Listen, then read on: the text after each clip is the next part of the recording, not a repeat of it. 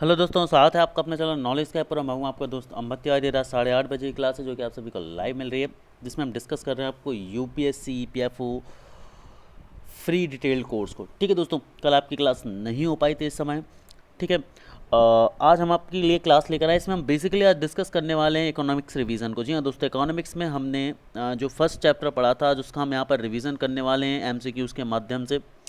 ठीक है, एमसीक्यूज़ के माध्यम से हम उसको रिवाइज करने की कोशिश करेंगे। तो यहाँ पर आप भी अपने जो पढ़े हुए कंसेप्ट हैं उनको एक बार फर्निश कर सकते हैं।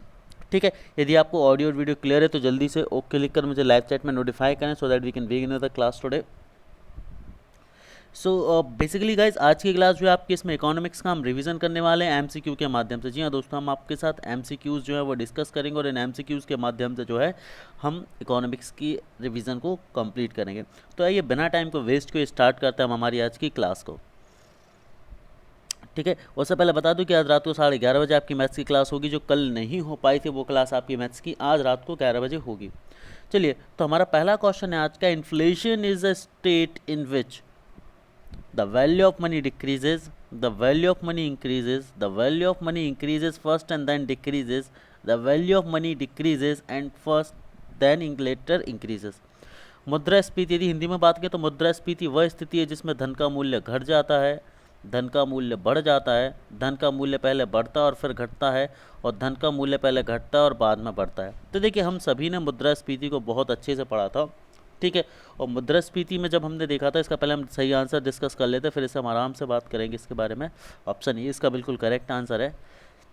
मुद्रास्फीति वह स्थिति जिसमें धन का मूल्य घट जाता है, the value of money decreases. हम सभी को पता है जो वैल्यू ऑफ मनी है वो गिर जाती है और वैल्यू ऑफ प्रोडक्ट जो है वो बढ़ जाती है। क्यों? क्योंकि मुद्रास्फीति में demand is always greater than liability, sorry, demand is always greater than supply. Demand जो होती है वो सप्लाई से ज़्यादा हो जाती है। अब प्रोडक्ट कम है, डिमांड ज़्यादा है, मतलब उसी प्रोडक्ट को खरीदने के लिए बहुत सारे लोग उतना ही पैसा देने के लिए तैयार है। इसका मतलब अब पैसे की वैल्यू नहीं रह गई, अब वैल्यू किसकी रह गई है? अब वैल्यू रह गई है आपके प्रोडक्ट की। ठीक है, तो वहाँ पर ये होता है कि पहले आप मान लीजिए प्याज की कीमत, प्याज की मांग ज़्यादा है लेकिन सप्लाई कम है, तो प्याज के रेट्स क्या हो जाएंगे? बढ़ जाएंगे। तो पहले प्याज के रेट्स कम थे तो आप 10 रुपये में ज़्यादा प्याज खरीद पाते थे, लेकिन आज 10 रुपये तो वही हैं, लेकिन डिमांड ज़्यादा और सप्लाई कम होने की वजह से उस प्याज के रेट बढ़ गए हैं। प्याज के रेट बढ़ गए हैं तो अब आप 10 रुपये में कम प्याज खरीद पाएंगे। तो यही मुद्रास्फीति है और इसीलिए कहा जाता है कि इसकी वैल्यू कम हो जाती है पैसे की। आगे बढ़ते अगले क्वेश्चन की तरफ। अगला क्वेश्चन है हाउ इन्फ्लेशन, अगला क्वेश्चन है आपका, how inflation affect the prices of commodities. जो महंगाई है वो वस्तुओं की कीमतों पर कैसे प्रभाव डालती है? महंगाई जो है वो वस्तुओं की कीमतों पर कैसे प्रभाव डालती है? ऑप्शन है आपके, प्राइस ऑफ कमोडिटी डिक्रीजेज, वस्तुओं की कीमत घट जाती है। प्राइस ऑफ कमोडिटीज़ इंक्रीजेज, वस्तुओं की कीमत बढ़ जाती है। नो इफेक्ट, कोई प्रभाव नहीं पड़ता। या फिर first the price decreases later on increases, पहले मूल्य में वृद्धि होती है, बाद में मूल्य में कमी होती है। ठीक है, तो बहुत सिंपल सा क्वेश्चन था कि भाई महंगाई में वस्तुओं की कीमत कैसे प्रभावित होती है। ठीक है, महंगाई मतलब होता है इन्फ्लेशन। महंगाई मतलब क्या होता है? इन्फ्लेशन। तो हम सभी को पता है भाई कि वस्तुओं की कीमतें जनरली क्या हो जाती है? महंगाई में बढ़ जाती हैं। तो ऑप्शन बी जो होगा वो आपका बिल्कुल करेक्ट आंसर होगा। यहाँ पर आप लोग देख भी सकते हैं, हम सभी को पता है जो चीज़ मैंने आपसे अभी थोड़ी देर पहले पहले क्वेश्चन भी डिस्कस की थी कि यहाँ पर डिमांड कम हो जाती है और सप्लाई ज़्यादा हो जाती है। देखिए, जब भी इन्फ्लेशन, महंगाई की बात आएगी तो डिमांड और सप्लाई का रिलेशन आप लोग याद रखेंगे। डिमांड और सप्लाई का रिलेशन से चीज़ें बहुत क्रिस्टल क्लियर रहेंगी आपके लिए। सारी चीज़ों को आपको डिमांड और सप्लाई से लिंक्ड करना है कि भाई डिमांड जो है वो ज़्यादा है, सप्लाई जो है वो कम है, मतलब प्रोडक्ट मार्केट में कम आ रहा है लेकिन उसकी डिमांड ज़्यादा है। अब डिमांड ज़्यादा होगी, प्रोडक्ट कम आएगा, जो चीज़ कम होती है उसके भाव बढ़ जाते हैं, सिंपल सी बात है। तो यहाँ पर प्रोडक्ट की भाव बढ़ जाएंगी, मतलब उनकी कीमतें बढ़ जाएंगी वस्तु की। ठीक है, और पैसे की जो मूल्य है वो कम हो जाता है। रेपुटेशन पैसे की जो है कम हो जाती है, हम ऐसा बोल सकते हैं जनरल टर्म में। आगे बढ़ते हैं अगले क्वेश्चन की तरफ। अगला क्वेश्चन आज से स्क्रीन पर ये ना, विच of the following is exact opposite of inflation. निम्न में से कौन सी जो स्थिति है वो मुद्रास्फीति के ठीक विपरीत है? पहली है स्टैगफ्लेशन, मुद्रास्फीति जनित मंदी। दूसरी है डिसइन्फ्लेशन, विस्फीति। तीसरी है हाइपर इन्फ्लेशन, बेलगाम स्फीति। या फिर चौथी है डिफ्लेशन, अपर स्फीति। अपस्फीति। ठीक है, तो ये 4 ऑप्शन है आपसे एक पास, आपको बताना है कि जो एग्जैक्ट अपोजिट है इन्फ्लेशन का वो क्या होता है, इन्फ्लेशन का अपोजिट एग्जैक्टली क्या होता है। ठीक है, आज नंबर ऑफ क्वेश्चन थोड़े से ज़्यादा करेंगे, हम रैपिड फायर राउंड खेलेंगे, इसमें क्वेश्चन थोड़े से ज़्यादा होंगे उतने ही टाइम में। ठीक है, विल ट्राई कि थोड़े से ज़्यादा क्वेश्चन हम आज डिस्कस करें। So which among the following exact opposite of inflation, stagflation, disinflation, hyper inflation या फिर डिफ्लेशन। मुद्रास्फीति जनित मंदी, विस्फीति, बेलगामियां, अपस्फीति। देख लेते हैं इसका सही आंसर जो होगा दोस्तों वो होगा option number D, deflation. Inflation का जो अपोजिट होता है वो डिफ्लेशन होता है, अपस्फीति। मुद्रास्फीति में क्या होता है, महंगाई बढ़ती है, लेकिन अपस्फीति में क्या होता है, जस्ट अपोजिट कंडीशन होती है, यहाँ पर सप्लाई ज़्यादा हो जाती है, डिमांड कम हो जाती है। इसका मतलब ये होता है प्रोडक्ट इतना ज़्यादा मार्केट में होता है कि उसकी कीमतें घट जाती हैं। ठीक है, चलिए अगले क्वेश्चन की तरफ हम चलते हैं। अगला क्वेश्चन आ सही स्क्रीन पर ये रहा, which of the following is phenomenon that leads to demand pull inflation. हम सभी ने पढ़ा था इन्फ्लेशन 2 तरह की होती है, एक होती है डिमांड पुल इन्फ्लेशन जिसे हम हिंदी में बोलते हैं मांग जनित महंगाई, और दूसरी होती है कॉस्ट पुश इन्फ्लेशन, दूसरी होती है कॉस्ट पुश इन्फ्लेशन। ठीक है, तो पहले आप ऑप्शन को पढ़ते हैं फिर हम इसके कंसेप्ट को समझेंगे कि डिमांड पुल इन्फ्लेशन और कॉस्ट पुश इन्फ्लेशन क्या होता है। ठीक है, तो यदि हम डिमांड पुल इन्फ्लेशन के लिए ऑप्शन की बात करें तो ऑप्शन कौन कौन से दिए आप सभी के पास। पहला ऑप्शन है, it is a situation when aggregate demand in a country outpaces aggregate supply. Second है, it is the situation of persistent rise in inflation along with dip in growth and increase in unemployment. तीसरा है, it is a situation caused by an increase in price of inputs like labor, raw material, etc. और fourth option है, it is a situation when a nation experiencing very high and accelerating inflation. तो demand पुल है यहाँ पर, पे लिख गया पुल है यहाँ पर। डिमांड पुल इन्फ्लेशन क्या है, यह एक ऐसी स्थिति है जब अर्थव्यवस्था की कुल मांग कुल आपूर्ति को बढ़ा देती है, कुल मांग कुल आपूर्ति को बढ़ा देती है। दूसरा है, यह बेरोजगारी में वृद्धि और वृद्धि में लगातार गिरावट के साथ मुद्रास्फीति में लगातार वृद्धि है। तीसरा है, यह श्रम, कच्चे माल आदि जैसी चीज़ों की वजह से बढ़ने वाली वृद्धि है। चौथा है, यह एक ऐसी स्थिति है जब एक राष्ट्र बहुत अधिक और मुद्रास्फीति में तेजी का अनुभव कर लेता है।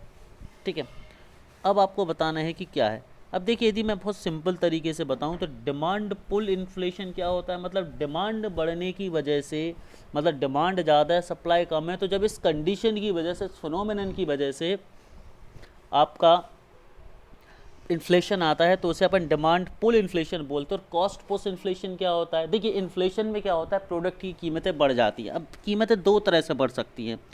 मान लीजिए एक कार है, एक कार की कीमतें 2 तरीके से बढ़ सकती है। पहली चीज़ तो ये हो सकती है कि मान लीजिए उसकी सप्लाई कम है और उसकी डिमांड ज़्यादा है, तो जिन चीज़ों की सप्लाई कम होती है, डिमांड ज़्यादा होती है, उनकी कीमतें बढ़ जाती है। हम सभी ने अभी इस कोविड-19 सिनेरियो में देखा था कि जब शुरुआत में सैनिटाइजर्स की डिमांड ज़्यादा थी लेकिन उनकी सप्लाई कम थी, तो उनकी कीमतों में एकदम से उछाल आ गया था, है ना। लेकिन अब डिमांड सप्लाई लगभग बराबर हो चुकी है तो उनकी कीमतें लगभग सामान्य हो गई। लेकिन इनिशियली जब हम बात करें, जब यहाँ पर कोविड सिनेरियो स्टार्ट हुआ था, लॉकडाउन शुरू हुए, तो उस समय सैनिटाइजर्स नहीं मिल रहे थे हम सभी को, है ना। तो लोग जो 30 रुपये का सैनिटाइज़र थे उसके लिए 60 रुपये देने के लिए भी तैयार थे। मतलब डिमांड ज़्यादा थी, सप्लाई कम थी, मतलब प्रोडक्ट की वैल्यू थी, पैसे की वैल्यू नहीं थी। हम जनरली भी बोलें तो हम यही बोलते थे ना यार, पैसे की क्या वैल्यू, हम सैनिटाइज़र मिल जाए। तो बेसिकली यही एक्चुअल सिनेरियो होता है इकोनॉमिकली भी, यदि हम बात करें इन्फ्लेशन का, कि वहाँ पर आपके पैसे की वैल्यू तो कम होती जाती है और प्रोडक्ट की वैल्यू बढ़ती जाती है ना। तो जब आपकी डिमांड ज़्यादा है लेकिन सप्लाई कम है, तो उस वजह से यदि वैल्यू बढ़ती है, तो डिमांड की वजह से वैल्यू बढ़ गई, तो डिमांड पुल इन्फ्लेशन है। दूसरी ओर कॉस्ट पुश इन्फ्लेशन क्या होता है, कॉस्ट पुश इन्फ्लेशन में क्या होता है, मान लीजिए सैनिटाइजर्स बनाने का जो रॉ मटेरियल है वो उस समय यदि अवेलेबल नहीं हो पा रहा या उसके रेट्स बढ़ जाते, है ना, या फिर कार जो बना रहे हैं, कार का जो रॉ मटेरियल है, जो आपके पार्ट्स है, यदि वो महंगे हो जाएंगे, उनका ट्रांसपोर्टेशन महंगा हो जाएगा, तो उसकी वजह से उनकी कॉस्ट महंगी हो जाएगी। और कॉस्ट को कवर करने के लिए ऑब्वियस सी बात, उन्हें अपनी चीज़ों के प्रोडक्ट के रेट बढ़ाने पड़ेंगे। तो कॉस्ट बढ़ने की वजह से ये इन्फ्लेशन आया ना, तो इसे कॉस्ट पुश इन्फ्लेशन कहेंगे, सिंपल से टर्म्स है। देखिए अब यहाँ पर ऑप्शन की बात करें तो सही आंसर क्या होगा, यहाँ पर आपका जो सही आंसर है that is option number B. अगला क्वेश्चन ऐसा ही स्क्रीन पर ये रहा, which out of the following is phenomenon that leads to the cost post inflation, जिसकी हम बात कर रहे थे कि कॉस्ट पोस्ट इन्फ्लेशन क्या होता है। ऑप्शन वही है, it is a situation when aggregate demand of economy out space aggregate supply. Option number second, it is a situation of persistent rise in inflation along with dip in the growth and increase in the unemployment. Third, it is a situation caused by an increase in price of inputs like labor, raw material, etc. And fourth option, it is a situation when a nation experience very high and accelerating inflation. निम्नलिखित में से कौन सी घटना जो है वो लागत वृद्धि मुद्रास्फीति को दर्शाती है, लागत जनित मुद्रास्फीति को दर्शाती है? वो मांग जनित थी या लागत जनित है?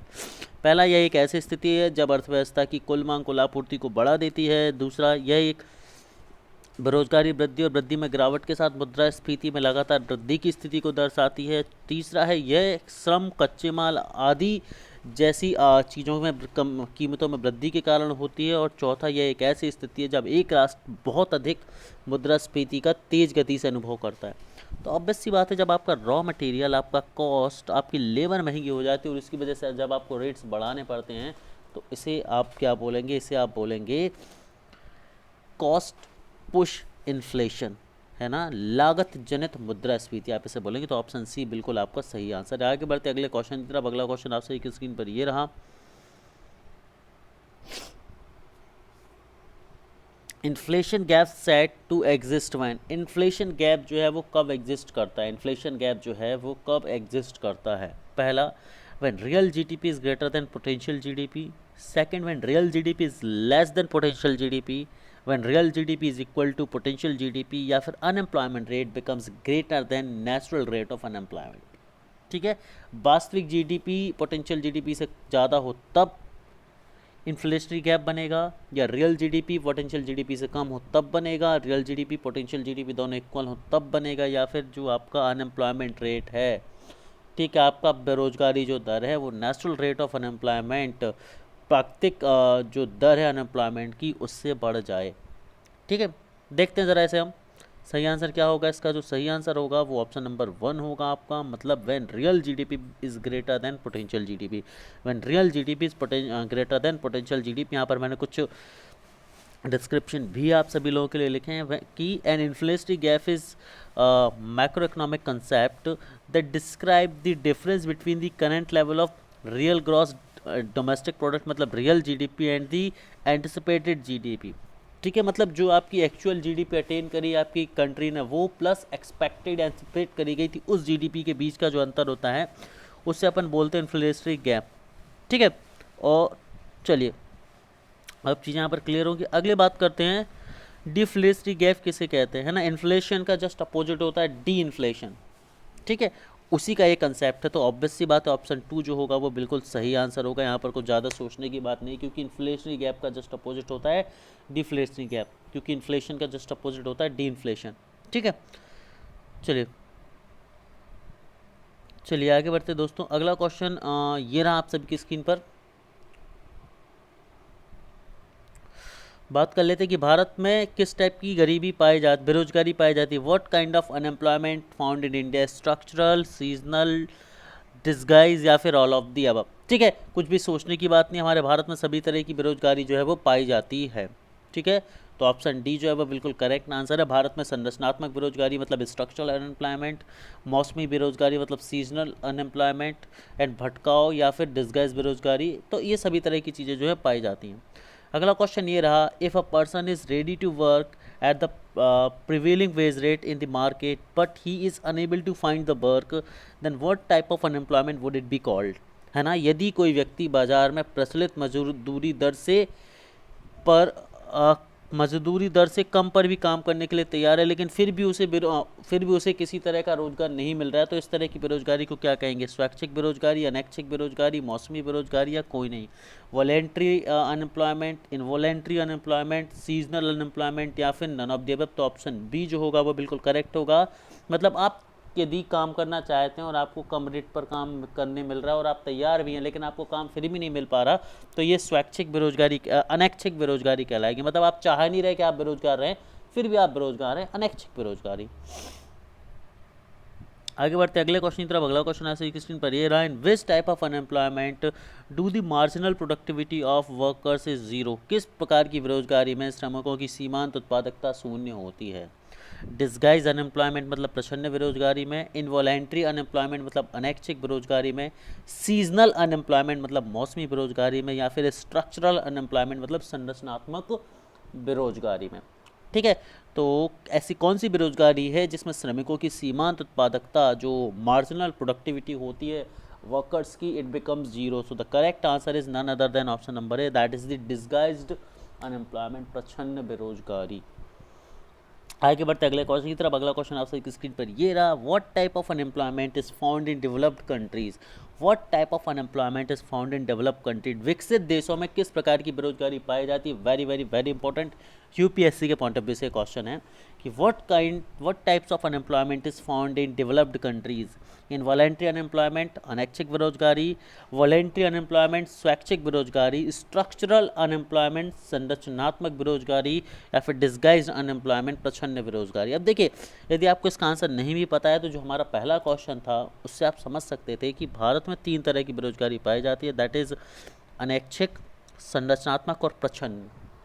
ठीक है, डिस्गाइज्ड, स्ट्रक्चरल एंड इनवॉलेंट्री। देखिए, वॉलेंट्री अनएम्प्लॉयमेंट जो होती है, वॉलेंट्री रिटायरमेंट हम सभी ने सुना है, वॉलेंट्री रिटायरमेंट वो केस है जब आप अपनी इच्छा से रिटायरमेंट लेते हैं। तो वॉलेंट्री अनएम्प्लॉयमेंट वो अनएम्प्लॉयमेंट है जब आप अपनी इच्छा से अनएम्प्लॉयड होते हैं, बेरोजगार होते हैं अपनी खुद की मर्जी से। होता क्या है, जो विकसित कंट्रीज़ होती हैं वहाँ पर देखिए, भारत में रोज़गार कम है, रोज़गार कम होने की वजह से लोग क्या करते हैं, जिस भी रेट पर रोज़गार मिले, जिस भी दर पर रोज़गार मिले, जिस भी मजदूरी पर रोज़गार मिले करने के लिए तैयार होते हैं ना, जिस भी कीमत पे नौकरी मिले चाहे कम हो ज़्यादा, वो नौकरी करने के लिए तैयार रहते हैं। लेकिन विदेशों में ऐसा नहीं है, डेवलप्ड कंट्रीज़ में ऐसा नहीं है। डेवलप्ड कंट्रीज़ में कैश फ्लो बहुत ज़्यादा होता है, वहाँ पर वेजेस बहुत हाई होते हैं, मतलब मजदूरी बहुत ज़्यादा होती है। तो वहाँ पर जो लोग होते हैं उनकी टेंडेंसी होती है कि वो मार्केट रेट से ज़्यादा रेट पर ही काम करेंगे। यदि फॉर एग्जांपल 1000 रुपये प्रतिदिन की मजदूरी है तो वो 1000 से नीचे तो काम करेंगे ही नहीं। यदि 1000 भी उन्हें मिल रहा है तो वो मना कर देते हैं काम करने के लिए। तो इसे बोलते हैं हम स्वैच्छिक बेरोजगारी, कि आपके पास काम है, आपको मार्केट रेट पर पैसा भी मिल रहा है, फिर भी आप काम नहीं करना चाह रहे, फिर भी आप बेरोजगार बैठे हो, तो that is what called voluntary unemployment, स्वैच्छिक बेरोजगारी। And here we are with the correct answer, option number B. Another question is here, if new computers are being installed in a company and some employees are fired from the job due to lack of computer knowledge, then what kind of an employment will it be called? अगर किसी company में नए computer लगाए जा रहे हैं और कुछ कर्मचारियों की छंटनी की जाती है, इसलिए क्योंकि वो कर्मचारी जो है कंप्यूटर की पर्याप्त जानकारी नहीं रखते थे, उन्हें पर्याप्त जानकारी नहीं थी, नॉलेज नहीं थी, इसलिए उन्हें कंपनी से नौकरी से निकाल दिया जाता है। तो इस तरह की बेरोजगारी को आप क्या बोलेंगे? डिस्गाइज्ड अनएम्प्लॉयमेंट मतलब प्रछन्न बेरोजगारी, स्ट्रक्चरल अनएम्प्लॉयमेंट मतलब संरचनात्मक बेरोजगारी, हिडन अनएम्प्लॉयमेंट मतलब छिपी हुई बेरोजगारी, या फिर फ्रिक्शनल अनएम्प्लॉयमेंट मतलब घर्षण बेरोजगारी। So the correct answer is none other than option number D, से हम बोलते हैं फ्रिक्शनल अनएम्प्लॉयमेंट। फ्रिक्शनल अनएम्प्लॉयमेंट एक ऐसा केस होता है जहां पर आपको पहले अनएम्प्लॉयड कर दिया जाएगा because of lack of knowledge, क्योंकि आपके पास उस चीज़ का नॉलेज नहीं है, लेकिन बाद में यदि आप सीजनल कोर्स करके उस चीज़ के नॉलेज को लेकर आते हैं, then you will be given back your job. So that is what called frictional unemployment. अगला क्वेश्चन ऐसे की स्क्रीन पर ये रहा, what type of unemployment is found in agriculture sector of India, Bharat के कृषि क्षेत्र में किस तरह की बेरोजगारी पाई जाती है। बहुत आसान सा क्वेश्चन है, बिना ऑप्शन के आंसर देने वाला क्वेश्चन है। Disguised unemployment, voluntary unemployment, frictional unemployment, या फिर नन ऑफ द अबव। प्रछन्न बेरोजगारी, स्वैच्छिक बेरोजगारी, घर्षण बेरोजगारी, उपरोक्त में से कोई नहीं। तो इसका जो सही आंसर है that is option number A, प्रछन्न बेरोजगारी, डिस्गाइज्ड अनएम्प्लॉयमेंट। अगला क्वेश्चन आपसे एक स्क्रीन पर ये रहा कि cyclic and frictional unemployment are found in, चक्रीय और घर्षण बेरोजगारी पाए जाते हैं कहाँ पर? Less developed and developing countries में, कम विकसित और विकासशील देशों में, डेवलप्ड कंट्रीज़ में मतलब विकासशील देशों में, सॉरी डेवलपिंग कंट्रीज़ में मतलब विकासशील देशों में, डेवलप्ड कंट्रीज़ में मतलब विकसित देशों में, या फिर लेस डेवलप्ड कंट्रीज़ में कम विकसित या अविकसित देशों में। तो the correct answer is none other than option number C. जो चक्रीय बेरोजगारी होती है, साइक्लिक जो अनएम्प्लॉयमेंट होती है, या फ्रिक्शनल जो अनएम्प्लॉयमेंट होती है, ये पाई जाती है डेवलप्ड कंट्रीज़ में। क्यों पाई जाती है डेवलप्ड कंट्रीज़ में? क्योंकि डेवलप कंट्रीज़ में लोग जॉब करते हैं कुछ समय के लिए, फिर छोड़ देते हैं, फिर करते हैं, फिर छोड़ देते हैं, तो एक क्रम चलता रहता है बेरोज़गारी का। मतलब साल के कुछ समय वो रोज़गार में रहेंगे, कुछ समय बेरोज़गार में रहेंगे, बिकॉज वो स्वैच्छिक अनएम्प्लॉयमेंट लेते हैं, वो स्वैच्छिक बेरोज़गारी लेते हैं। ठीक है, इसीलिए देखिए क्या होता है, जो चक्रीय बेरोज़गारी है, आपकी साइक्लिक अनएम्प्लॉयमेंट है, ये एक तरह से पार्ट है, हम ऐसा मान सकते हैं किस चीज़ का, ये एक तरह से पार्ट है आपकी वॉलेंट्री अनएम्प्लॉयमेंट का। आगे बढ़ते हैं अगले क्वेश्चन की तरफ। अगला क्वेश्चन आपकी स्क्रीन पर ये रहा कि who develop the concept of disguised unemployment, किसने प्रच्छन्न बेरोजगारी की अवधारणा विकसित की थी? जॉन नेज ने, अमर्त्य सेन ने, जॉन रॉबिन्सन ने, या फिर अल्फ्रेड मार्शल ने? So the correct answer is none other than option number C, that is the John Robinson. तो दोस्तों यहाँ पर हमारी आज की क्लास खत्म होती है। मैं उम्मीद करता हूँ कि आपको पसंद आई होगी, क्वेश्चंस रिवीजन हुआ होगा। आगे से हम डिस्कस करने वाले हैं, रात को 11 बजे आपको मैथ्स की क्लास मिलेगी, so be ready for it. Part number 3 आपको हम प्रोवाइड कराने वाले हैं नंबर सिस्टम का। Thank you guys. और इस पार्ट में हम डिस्कस करने वाले हैं आपके साथ reminder theorem. Thank you everyone.